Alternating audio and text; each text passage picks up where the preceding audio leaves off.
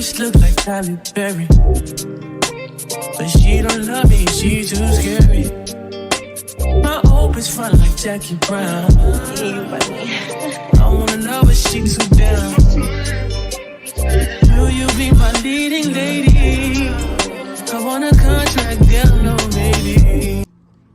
What's up, guys? It's your girl Killer K back with another video, and today I have my lover, homie, friend, whatever you want to call him, Tiger, in the video. He is just adamant about being on camera, so you know, just completely disregard him. He is his way or the highway. Like, he's not gonna let me record this video without me petting him like I'm freaking Dr. Evil.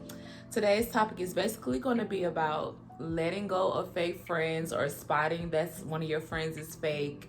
I've had a lot of experience with this since I was a kid. Like, for some reason, I've always been the one to just be so good to people or to my friends, and I'm always the one who just gets shitted on.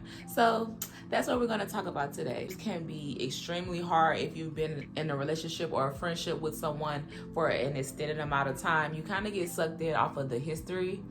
But if it's somebody that you met, like a work friend and, you know, a real long life friend, those are two different situations. And especially in my case, when I say work friend, all of the girls that I ever met inside of the strip club, I've never really considered them friends.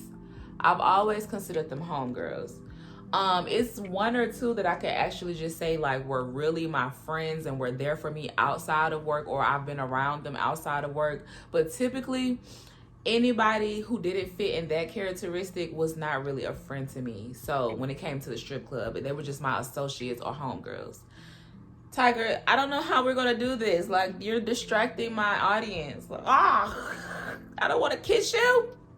Like, I can't even record a proper video without him being involved. He just will not move unless I pet him, and then even when I pet him, he still wants to do extra goofy stuff. Like, I'm trying to talk to these people, Tiger, and you doing the most. Can you just not?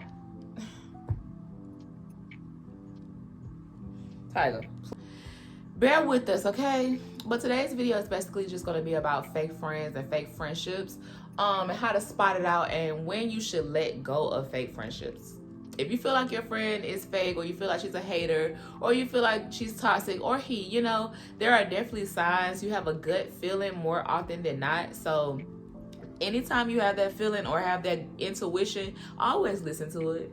I've dealt with fake friends all of my life. I've dealt with people talking behind my back but then smiling in my face. That's just something that comes with the territory when you're just like, that girl. I've experienced it early on. Now, mind you, I have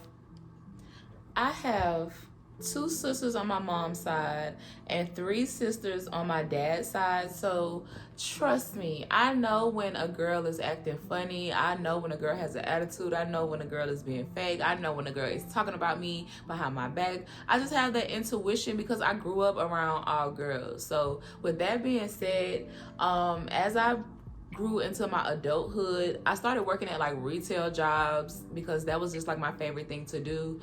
And every job that I had, I came into the job with like an open mind and an open heart. But be that as it may, me working with females or, you know, women in general, it just was always hateration going on. People was always talking about me, and not for nothing that I actually personally did to them, just talking about me because of, you know, just they wanted something to talk about. Like, I guess I'm so nice and so great that it bothers people. Like, when you have a light that shines and people gravitate to it, certain people are going to be bothered by that. They wish that they had those traits. They wish that they had those qualities. So that's just something that I've always dealt with in my life. So now that I'm older and I'm like recognizing that certain people are just not meant to be in your life anymore, you have to recognize that it's time to cut them off. Some of the ways that you can figure out if somebody's being fake towards you, or if somebody's a bad friend or a toxic friend, is to just look at their body language when you tell them about certain things. Some people, now be careful, because I have had friends who I was like really close with, and I wouldn't think that they would like cross me out or talk about me or, you know, just be fake behind my back. But some of my closest friends, or particularly one in general, my closest friend, someone I considered a sister, she had a habit of like talking about me behind my back to her friends or her sisters, or she had just a habit of letting others talk about me and not defending my honor. So that's a sign right there. If nobody is covering your name, if your friend doesn't have your back when somebody else is talking about you and you're not around, and they continue to let the conversation go on, if they continue to indulge in a conversation with somebody who's speaking negatively about you, that's a fake friend. Their friend is jealous of you, their friend is toxic, and you need to let them go. Another way to spot a fake friend is if you always catch those little backhanded compliments or backhanded comments or jokes, or just little slick things that are said, and it kind of be like, are you coming for me?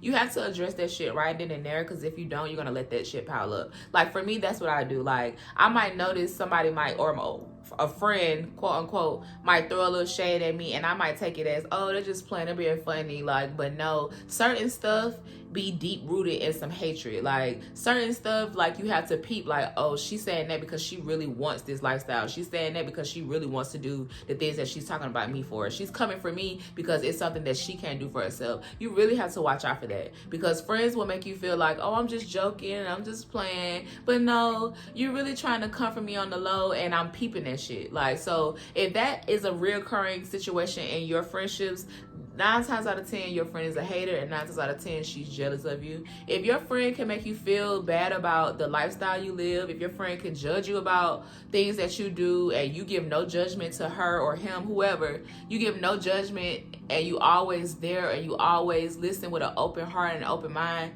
if you're not getting that back, 9 times out of 10, your friend is a hater, your friend is jealous of you. That's just that on that. I've seen it too many times to not believe that you're a hater. Like, people really will hate you because of the light and the energy and how other people deal with you. So you got to really watch out for that too. In friendships, you can expect to have some type of disagreements or some type of argument here or there. If you've built up that relationship and you've been around that person for a significant amount of time, you're going to be uncomfortable with them sometimes. You're going to be annoyed with them sometimes. That is normal. That is completely okay. But when you feel like you're constantly having to defend yourself, explain yourself, like when you're constantly going back and forth and having the same arguments or the same confrontation with your friend, 9 times out of 10, it's meant to like be let go. The friendship is meant to come to an end. Everybody's not going to be your friend forever. I don't care if you had a friend for 11, 10 years, however long. Everybody has their expiration date. That's just what that is. Now, some people will be in your life for forever, but most people come and go. They're in your life for a reason and a season. That's it. They teach you lessons about yourself. They teach you how to handle certain situations going forward when you have new experiences with other people. And they also just teach you what you should accept and what you shouldn't accept. So if you have a friend who you just constantly feel like you're making all the sacrifices for, or you're the only one trying to put in work into being a good friend to them, and you don't feel like they're being a good friend to you, 9 times out of 10, it's time to let that relationship go.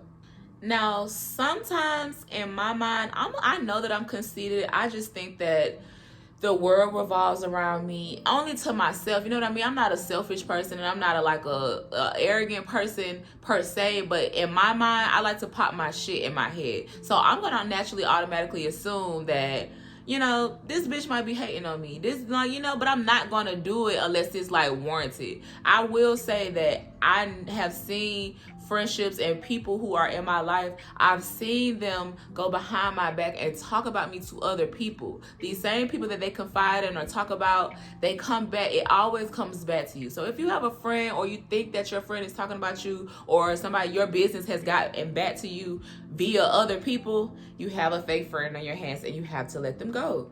Period, point blank. I don't care how long you've known them. I don't care the history y'all have. If your personal business is brought back to you by somebody else other than the person you told, your friend is talking shit about you behind your back, and it's just time to wrap it up. And also, you have to watch how much you do for a person to know what that person is going to do for you. Like, I'm a friend that I'm going to always be there for you. You call me at 3 o'clock in the morning and say, pull up, I'm pulling up. You tell me you just want to talk and chit chat and chill and smoke, I'm pulling up, or I want you to pull up. Like, if you're constantly going out of your way to show your friend that you're there for them and that energy is not being reciprocated, 9 times out of 10, that's not your friend. It's time to end that relationship. Because if I'm going out of my way for you at any cost, why don't you reciprocate that same energy when it's your turn? If I gotta tell you, okay, well, I want you to come here to attend this event that I'm having at my house, and you tell me, oh, well, no, I'm not gonna come because I don't like the people you hang with. What?